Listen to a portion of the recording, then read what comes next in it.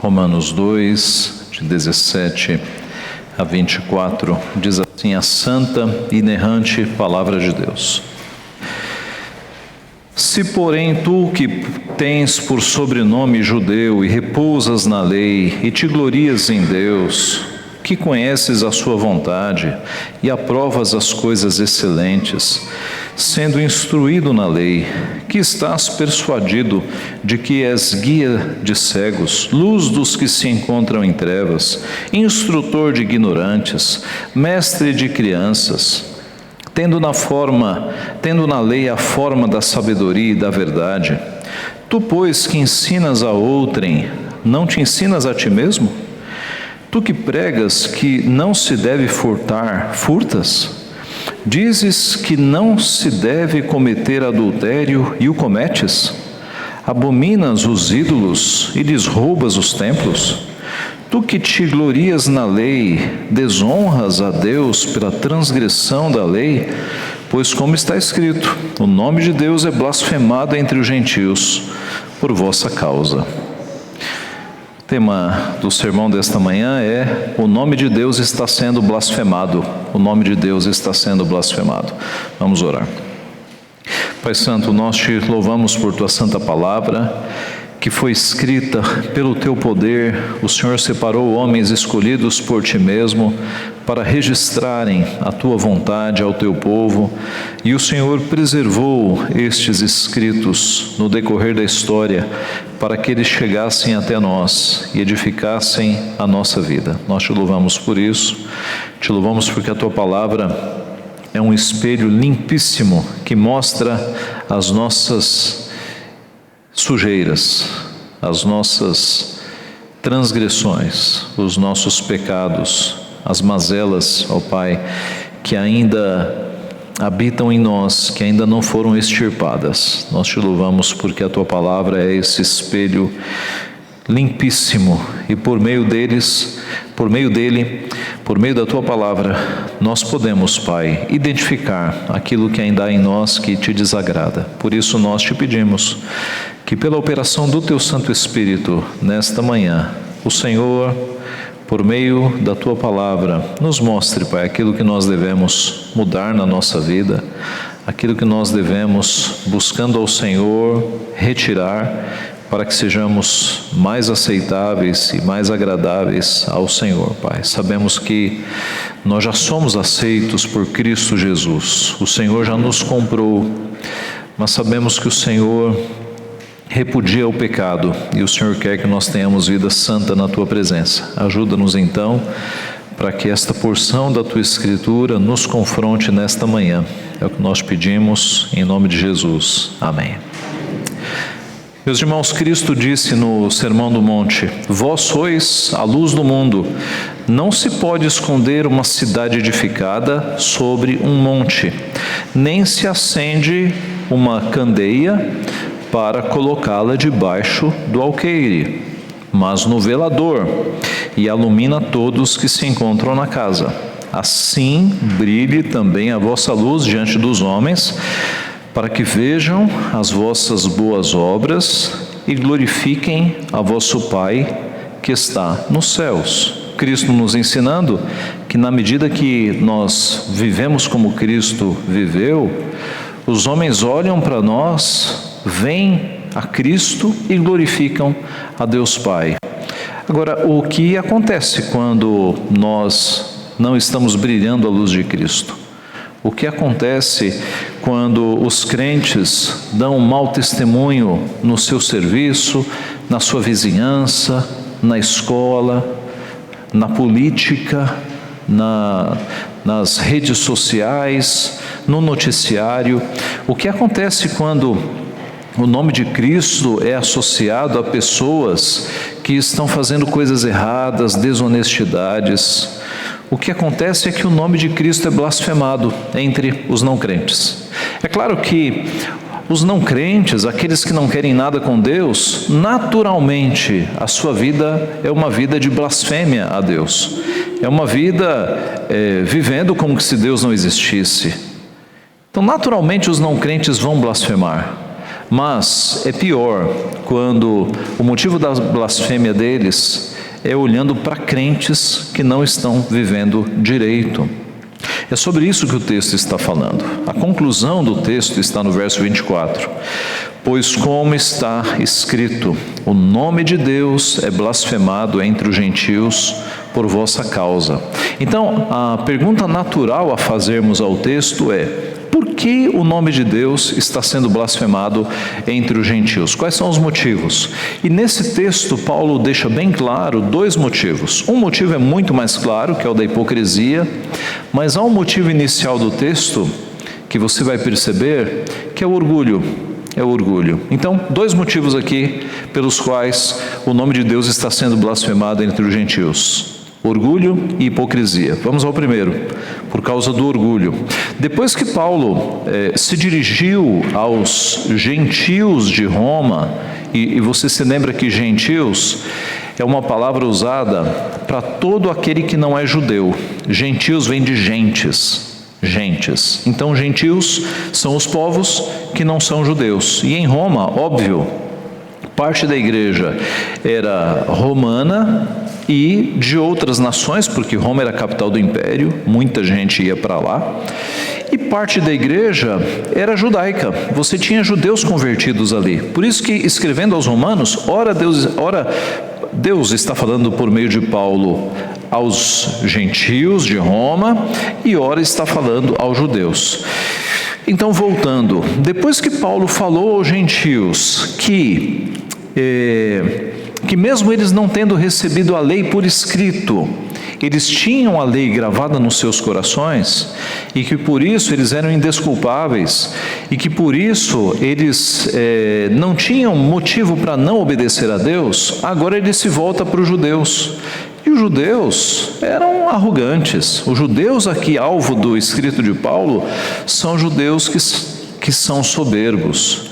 E Paulo vai dizer, como que vai dizer: vocês que repousam na lei de Deus, vocês que são judeus, que têm a lei de Deus desde que vocês nasceram, conhecem, estão acostumados, vocês são tão culpados quanto os gentios, quando vocês ensinam algo e não cumprem, quando vocês não obedecem à lei de Deus.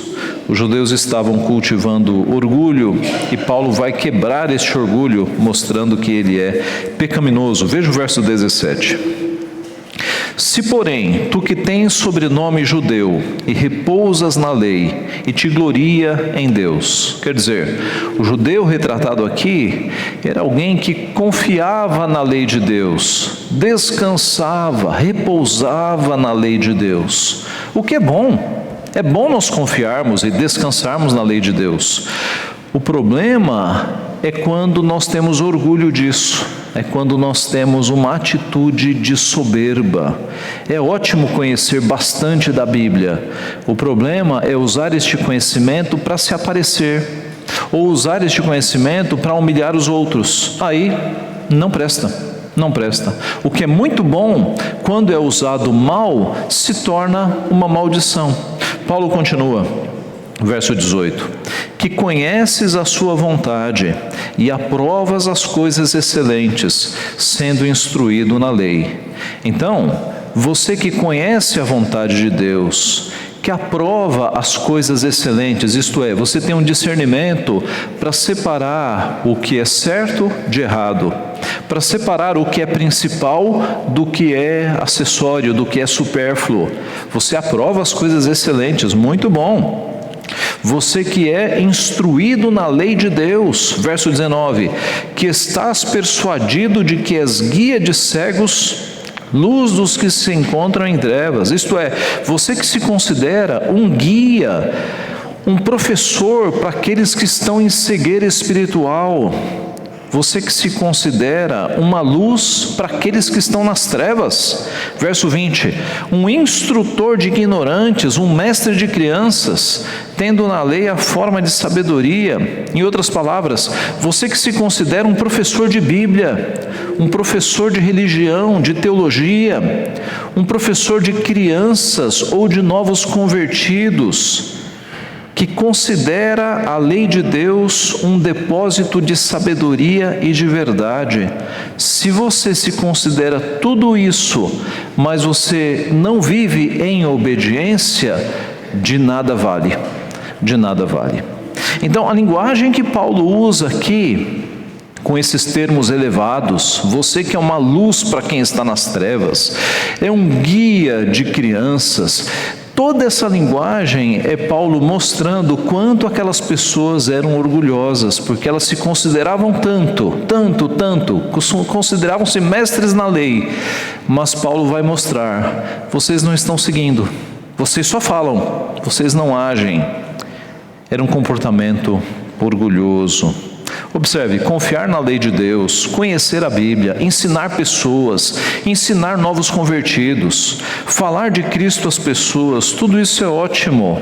Mas a partir do momento que você ensina essas coisas com um sentimento de que, puxa, eu sou bom mesmo, eu conheço mesmo. Olha como eu conheço da Bíblia, como eu conheço de teologia, como eu sei ensinar as pessoas. Se você começa a alimentar estes autoelogios, é porque você está no caminho errado. Porque a Bíblia, meus irmãos, ela sempre vai nos levar para um caminho de humildade. Ela sempre, quanto mais luz no nosso rosto, mais nós percebemos as nossas imperfeições.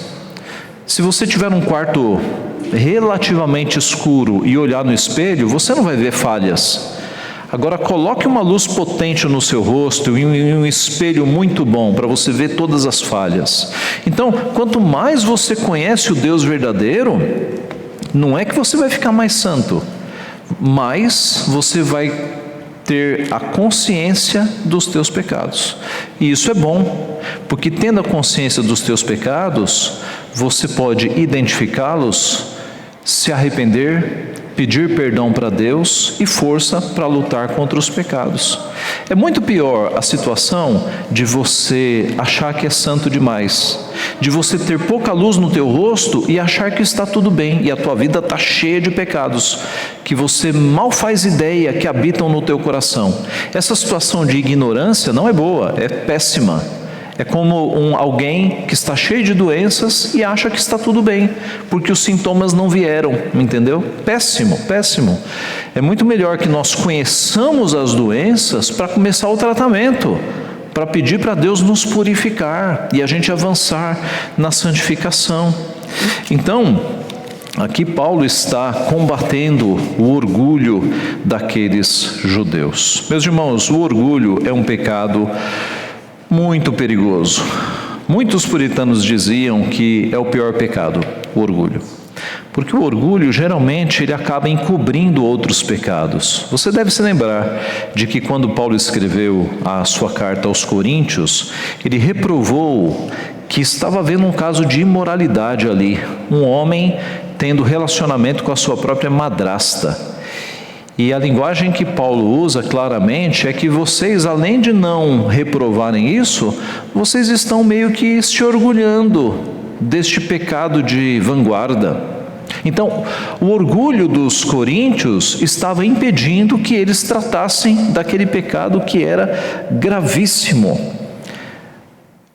Josiah Shu, um pastor puritano do século 17, escreveu o seguinte: o pecado do orgulho está tão enraizado em nós, que mesmo quando os outros pecados diminuem, o orgulho cresce, o orgulho cresce.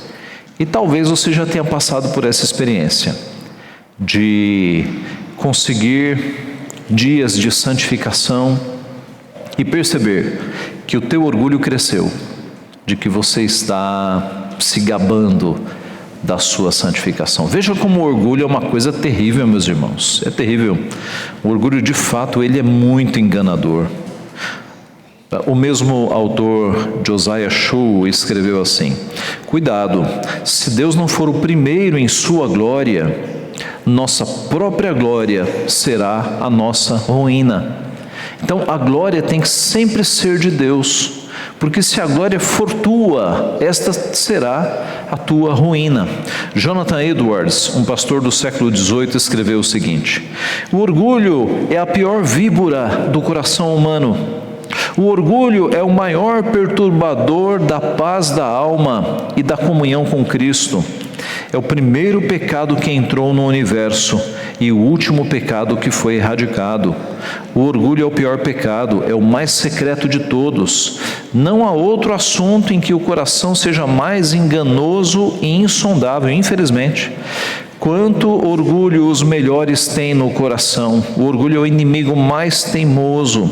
Não há pecado tão parecido com o do diabo quanto o orgulho. É um pecado secreto e sutil e aparece em muitas formas que passam despercebidas e sem suspeita.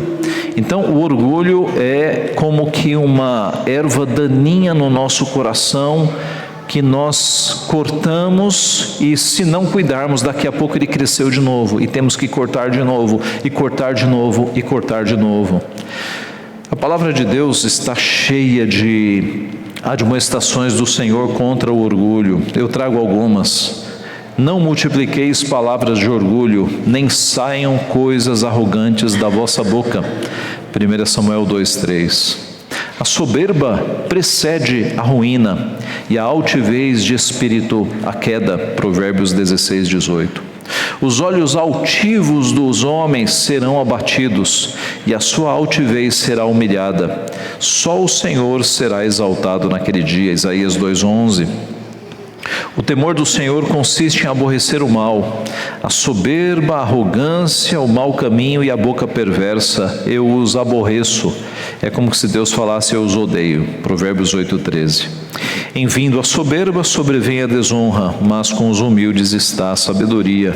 Provérbios 11:12. E por fim, a soberba precede a ruína, e a altivez do espírito a queda. Provérbios 16:18. Então, o orgulho é este pecado que faz com que nós achemos que nós somos melhores que os outros em alguns pontos.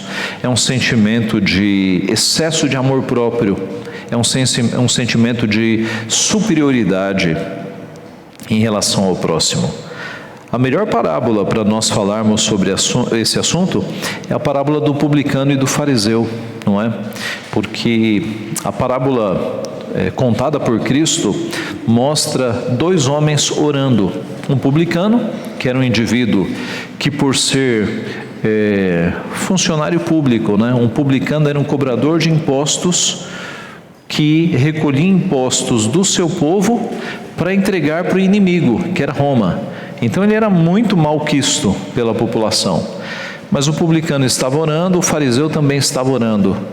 E na oração do fariseu, ele não pede nada a Deus, ele não confessa nenhum pecado, ele só agradece. É como se ele não precisasse de Deus, ele só agradece. E quando ele fala do próximo, é para diminuir. Ele diz: graças te dou, que não sou como este publicano aqui. Então, é para humilhar o publicano. E aí Jesus fala como era a oração do publicano. E diz que o publicano nem ao menos levantava o rosto, mas esmurrava o peito e dizia: sê propício a mim, pecador. Tem misericórdia de mim, Senhor, porque eu sou pecador. E aí Jesus conclui, dizendo que o fariseu, a oração dele não foi ouvida, mas a oração do publicano, esta foi ouvida. Jesus diz que este foi justificado, porque todo o que se exalta será humilhado, mas o que se humilha será exaltado. O orgulho, irmãos, apresenta alguns sintomas na nossa vida. Quais são os sintomas? Orgulhar-se da própria piedade, orgulhar-se do sobrenome, da história da família, orgulhar-se da aparência física, orgulhar-se da posição social, orgulhar-se do emprego, do currículo, da carreira, da formação, da faculdade, do mestrado, do doutorado, do pós-doutorado. Esse tipo de comportamento é soberbo, é orgulhoso. Orgulhar-se da sua cultura, do seu conhecimento, orgulhar-se dos seus bens, da sua conta bancária, orgulhar-se da espiritualidade, confiar muito em si mesmo, não pedir ajuda para Deus, resolver tudo sem consultar a Deus, não considerar opiniões diferentes da sua, achar-se o dono da razão, ficar muito irritado ou irritada quando alguém contraria a sua opinião, julgar-se superior às outras pessoas, não aceitar brincadeiras. Tem gente que não aceita brincadeira de jeito nenhum. Isso se chama orgulho. Orgulho. Não aceitar críticas. Tem gente que vira monstro quando recebe uma crítica. E o comportamento do humilde, meus irmãos, é concordar com a crítica. É concordar com a crítica. Alguns pastores já falaram sobre isso. Spurgeon foi um deles. Ele dizia mais ou menos isso. Quando vocês me acusam de algumas coisas, eu penso, eu sou pior do que isso aí. Se vocês me conhecessem, vocês saberiam que eu sou pior. E tem um pastor que diz que aquele que já está no chão não teme a queda. Aquele que já está no chão não teme a queda. Em outras palavras, se você se considera muito alto, muito majestoso, muito dono da razão, e as pessoas começam a te criticar, isso será terrível, porque você se acha o ápice da sabedoria, você vai temer a queda. Agora, se você já está no chão, se você sabe que você é um pecador miserável, que aos olhos de Deus você não merece nada, as pessoas vão te criticar e você vai concordar. Você já está no chão, você vai temer a queda como? Você já está no chão. Então, a humildade é esse comportamento que nos tira do ápice da glória e nos coloca do lado do publicano, esmurrando o peito e falando: Senhor, sê propício a mim que sou pecador. Esse é o comportamento da humildade. Então, se você tem um desses sintomas, arrependa-se e coloque o teu coração diante de Deus para ser tratado. Fala: Senhor, tira meu orgulho, me ajuda a ser uma pessoa mais humilde, me ajuda a ser uma pessoa mais consciente da minha pecaminosidade, uma pessoa menos orgulhosa. Voltando ao nosso texto de Romanos, Paulo diz que o nome de Deus está sendo blasfemado por causa do comportamento orgulhoso daqueles homens. E o mesmo acontece hoje, meus irmãos. O comportamento de alguns líderes religiosos que aparecem na mídia, um comportamento soberbo, orgulhoso, nariz empinado, que não se parece com Cristo de jeito nenhum, faz com que o nome de Deus seja blasfemado. Nós estamos vendo isso. Não é? Alguns líderes religiosos vão para a mídia e levantam o nariz e falam com tal soberba que aqueles que já vivem blasfemando contra Deus olham e falam: tá aí, tá vendo como são esses evangélicos? Olha a soberba desse indivíduo, olha a altivez desse indivíduo. Blasfemam ainda mais do nome de Deus. Mas não apenas os políticos ou os líderes religiosos. O teu comportamento no teu trabalho, se não for um comportamento de humildade, de ajudar as pessoas, de trabalhar para que as pessoas cresçam e não só você cresça, você também estará demonstrando soberba e orgulho. Você também pode ser um motivo para que as pessoas blasfemem contra Deus. Isso na tua profissão, no teu bairro. Como é que você trata os teus vizinhos de rua? Como é que você trata os teus vizinhos de apartamento, de andar no apartamento, de condomínio? Você é uma pessoa benquista por aqueles que estão no teu condomínio, no teu prédio, ou na tua vizinhança? Ou você é aquele vizinho que mal dá bom dia para os outros, sempre de cara amarrada? Ou você é aquela pessoa simpática que tenta ajudar todo mundo? Percebem a diferença, meus irmãos? O doce perfume de Cristo é exalado na nossa vida quando nós nos parecemos com Cristo. E Cristo era gentil, Cristo era amável, Cristo cuidava das pessoas que eram marginalizadas. Nós temos que nos parecer com Ele, senão o nome de Deus vai ser blasfemado por nossa causa. Então, nós devemos nos voltar para Cristo. Cristo é o nosso exemplo de humildade, meus irmãos. Ele saiu da glória, de um estado de alegria impecável, de alegria suprema.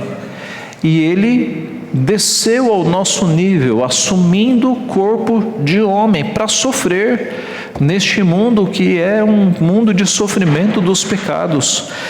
Cristo se rebaixou a este ponto. Cristo lavou os pés de Judas. Você lavaria os pés do teu inimigo, daquela pessoa que vive falando mal de você? Cristo lavou os pés de Judas, exemplo de humildade para a nossa vida. Então, em primeiro lugar, por que o nome de Deus tem sido blasfemado? Por causa do orgulho dos crentes.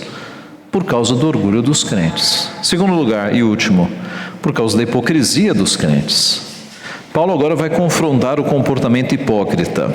Veja o verso 21. Tu, pois, que ensinas a outrem, não te ensinas a ti mesmo? Em outras palavras, como é que alguém pode ensinar algo para uma pessoa e não ensinar para si próprio?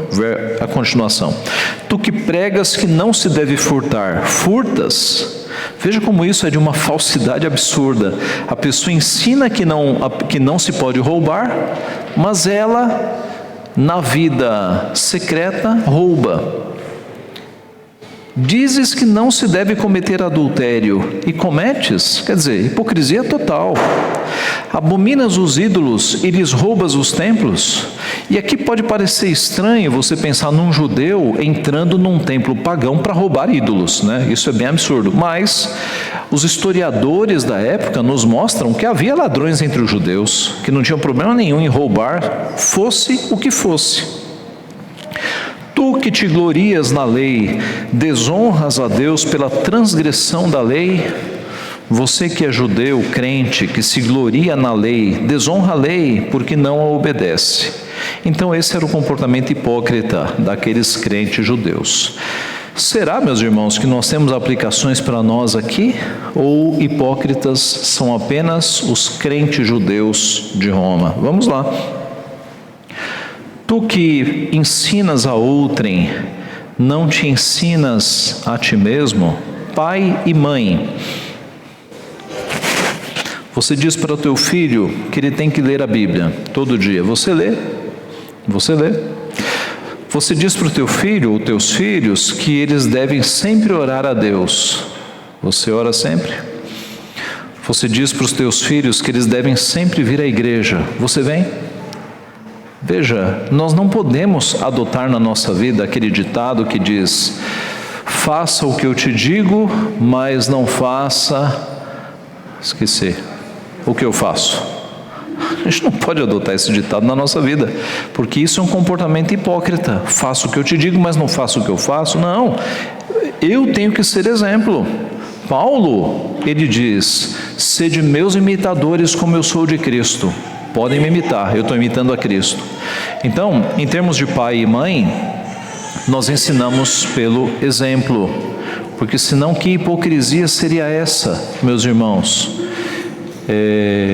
Eu com um copo de pinga na mão dizendo: meu filho, você nunca beba álcool na sua vida. Ou com um cigarrão dizendo: olha, meu filho, você não fume. Que hipocrisia seria essa? Ou eu dizendo: olha, meus filhos, a igreja é uma coisa muito importante, saiba disso. E aí você não vai na igreja. Isso é hipocrisia, meus irmãos. A hipocrisia é um negócio horrível. Nós temos que ser pessoas autênticas. Se eu digo para fazer, eu faço. Se eu falo para alguma pessoa que algo é bom, eu confirmo na minha vida. Quem não é pai, né? Agora toda a igreja. Você diz para as pessoas, quando elas estão com problemas, para elas confiarem em Deus. Olha, confie em Deus. Agora, quando o problema vem sobre você, você confia em Deus, você dobra os joelhos no chão e confia no Senhor. Você pede ajuda a Deus antes de pedir ajuda ao seu pai, sua mãe, seu tio, sua tia, o seu melhor amigo. Você pede ajuda para Deus, você confia em Deus em primeiro lugar. Irmãos, a gente tem que praticar aquilo que a gente fala, senão isso é hipocrisia. Temos que praticar. os conselhos que você dá para os seus parentes, para os seus colegas de trabalho, você cumpre esses conselhos na sua vida em primeiro lugar? Tu que pregas que não se deve furtar, furtas. Todo crente crê e prega que furtar, roubar é pecado, é crime. Acho que ninguém discorda disso, não é? Mas como está a tua vida nos detalhes deste mandamento? Por exemplo, você trabalha dedicadamente para fazer justiça ao salário que você recebe? Note, o teu empregador, ele te paga, sei lá, um valor por hora, né? O teu salário ou é um valor por hora, ou é um valor fixo no final do mês, que compreende 40 horas trabalhadas semanais ou 44 horas semanais, tá? Você tem aí o teu acordo de trabalho. Então você está sendo pago para trabalhar cada minuto. Quando você não se dedica no teu trabalho, devolvendo com o trabalho aquilo que você está recebendo em dinheiro, você está roubando, é uma forma de roubo. Quando você trabalha apenas quando o chefe está na sala ou quando o chefe está vigiando, isso é uma forma de roubo, meus irmãos. Então, é o detalhe, é o espelho, é a luz no rosto, é o detalhe. Como é que nós temos honrado a Deus no não furtarás? Porque se você é um indivíduo, uma pessoa que só trabalha quando está sendo vigiado, e quando não está sendo vigiado, não trabalha, você está roubando a tua empresa, você não está fazendo jus ao teu salário. Arrume isso. Você paga os impostos ao governo corretamente, ou você dá jeitinhos de sonegar, de pagar menos? Se você está dando jeitinhos, você está roubando o governo, você está quebrando a lei de Deus. Deus vai te disciplinar. O governo pode até não te pegar, mas Deus vai te pegar. A malha fina de Deus é muito mais apurada do que a malha fina do governo. Não tenha dúvida, não tenha dúvida. Você compra produtos piratas ou produtos sem nota fiscal? Isso se chama roubo. Porque produtos sem nota fiscal, concorde ou não que é caro, que não é caro, isso é roubo. Você está dando um jeito de não pagar imposto. Ou você está ajudando o comerciante que vende sem nota a ele não pagar imposto. Você é cúmplice. Pecado, irmãos. Arruma isso. É pecado. É claro que você está sendo beneficiado, você está pagando menos, mas você está sendo cúmplice de algo que burla as leis. Isso é roubo. Tanto é roubo que se você denunciar um empresário, um comerciante, de que ele fez vendas sem nota, pode esperar que o Estado vai pegá-lo, tá? Ele está burlando, ele está roubando.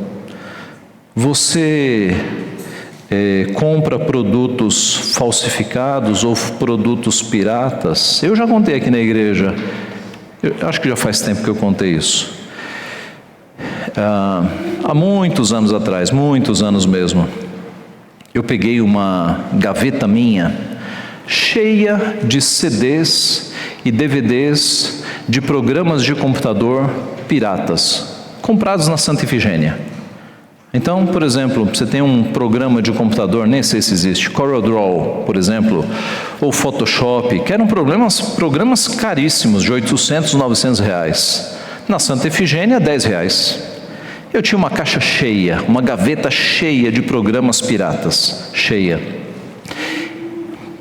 Pecado, roubo. E a partir do momento que Deus, depois de falar muito, de mostrar muito na tua palavra, ei, você tem uma gaveta de pecados ali, uma gaveta de pecados. Um dia eu peguei a gaveta e eu quebrei todos os CDs, porque eu não ia simplesmente jogar no lixo para outros pegarem, né? Eu peguei aquela gaveta e quebrei todos os CDs, um por um. E eu limpei a minha gaveta e limpei a minha vida de produtos que eram piratas. Então, observe se você não tem coisas para serem limpas aí nas gavetas da sua vida, na sua casa.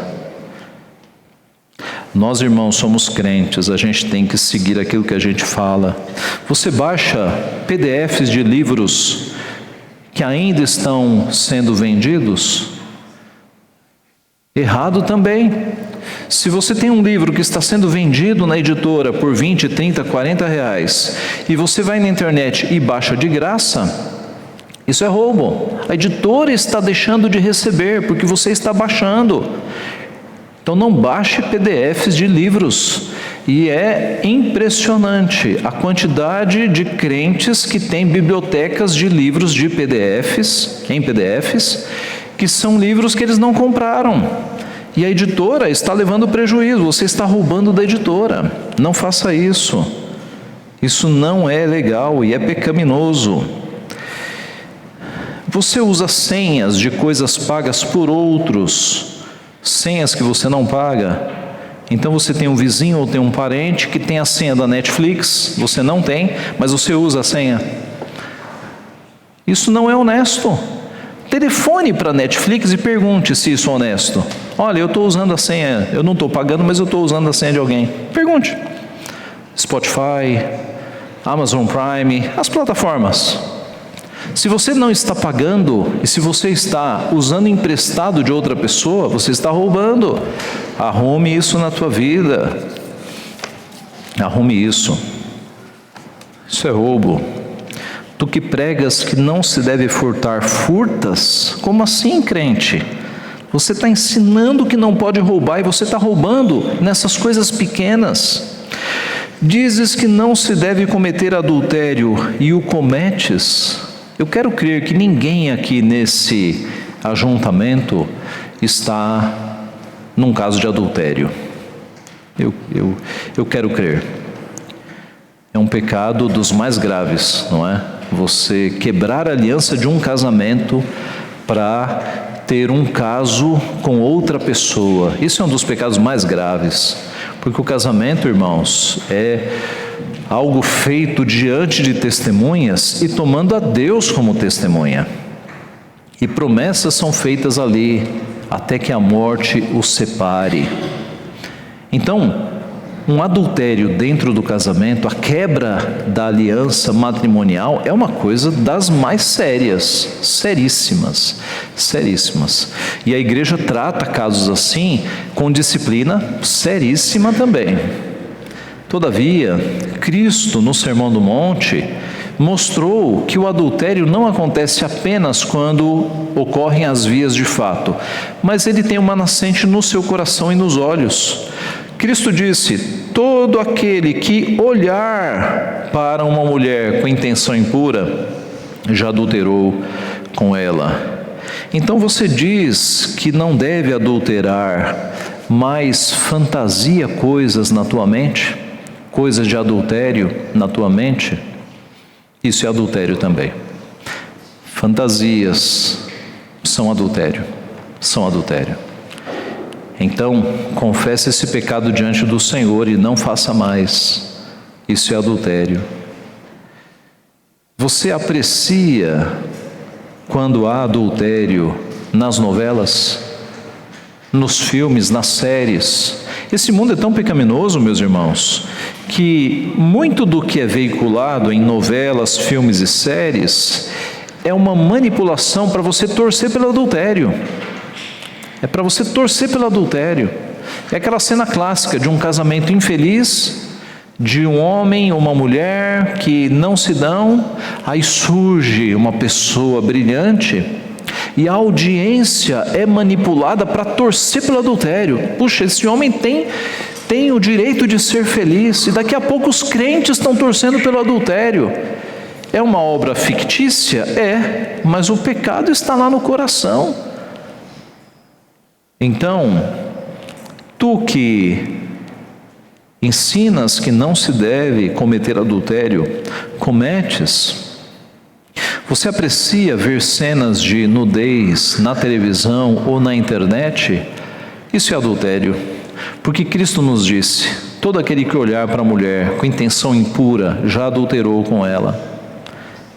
E Cristo fala: todo aquele que olhar para uma mulher Porque ele estava ensinando, e o texto diz isso no começo, a princípio os seus discípulos, né? Ele se assentou e os seus discípulos se assentaram. Ele está falando com homens, mas vale para mulheres também, é claro. Você aprecia ver pornografia? Pessoas fazendo sexo na internet ou na televisão?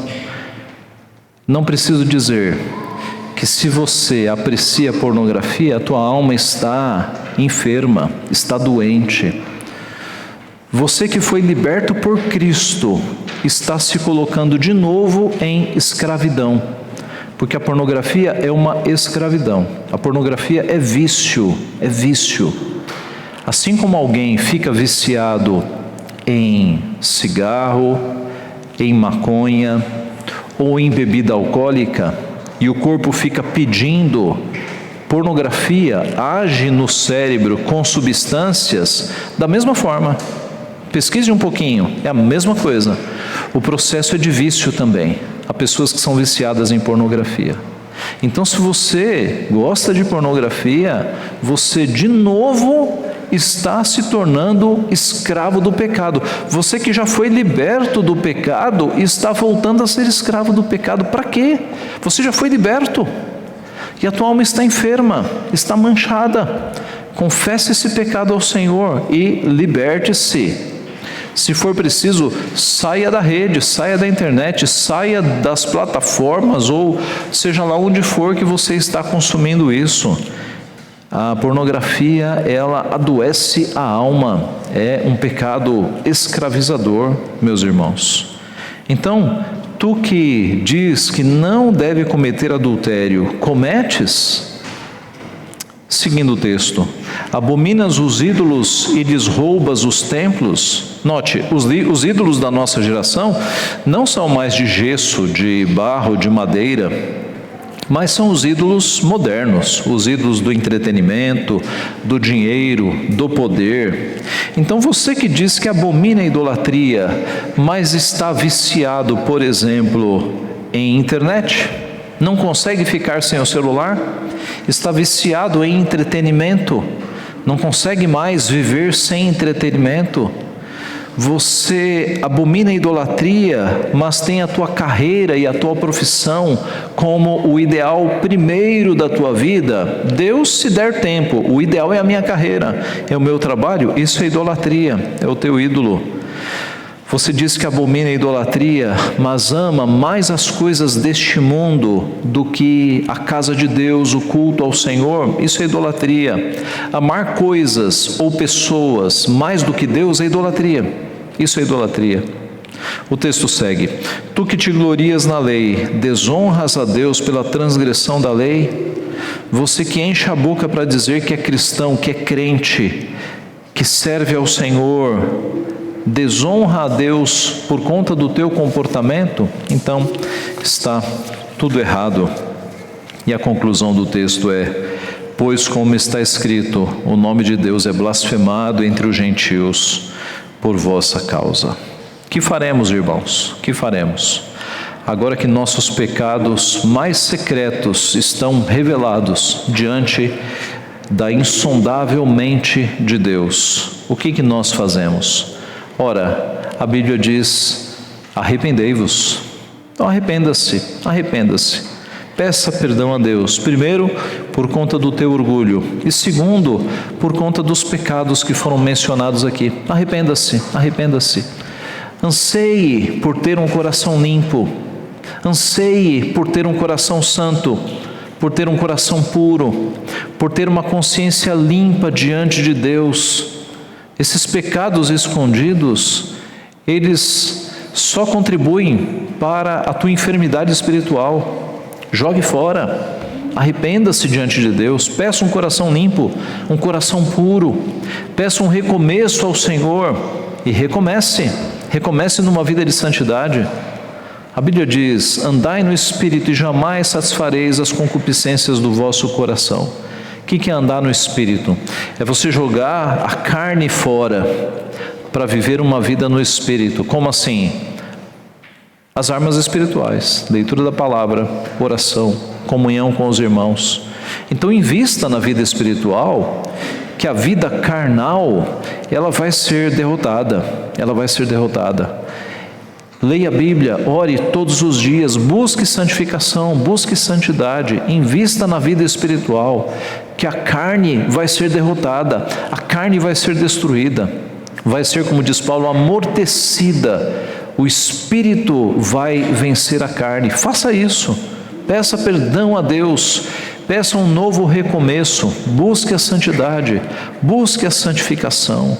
Essa vida, irmãos, é curta demais para ser vivida em pecados. A gente tem que viver ansiando pelo céu que virá.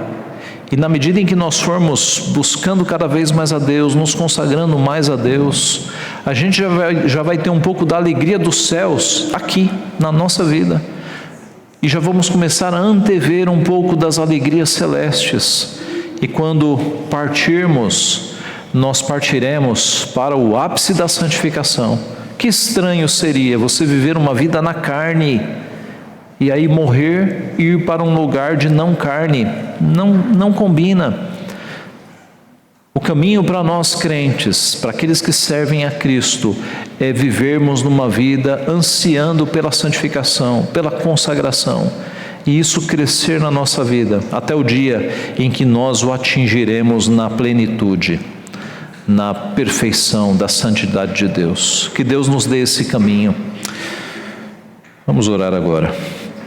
Pai Santo, o Senhor conhece os nossos corações, cada um dos pecados, Pai. O Senhor nos sonda, nenhum pecado nosso é obscuro e não é do Teu conhecimento. Tu és o Deus que nos conhece as entranhas mais profundas do nosso coração.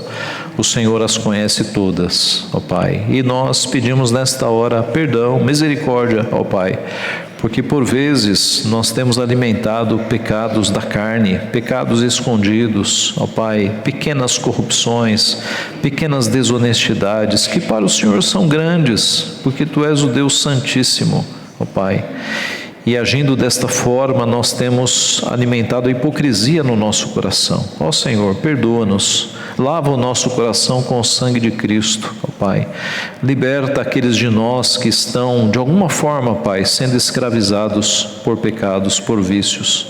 Liberta-os totalmente. Dá um novo começo, ó Pai, um começo de santificação, de honra, de busca pelas Tuas coisas, Pai. Abençoa cada um de nós, Pai. Liberta-nos de uma vida que não glorifique o Teu nome e enche o nosso coração de anseios de santidade, de santificação, de glorificação, para que nós vivamos, ó Pai, na Tua presença, como o Senhor quer que nós vivamos. Abençoa-nos, Pai, trata o nosso coração, dá-nos a bênção de sermos encontrados fiéis ao Senhor, Pai. É o que nós pedimos em nome de Jesus. Amém.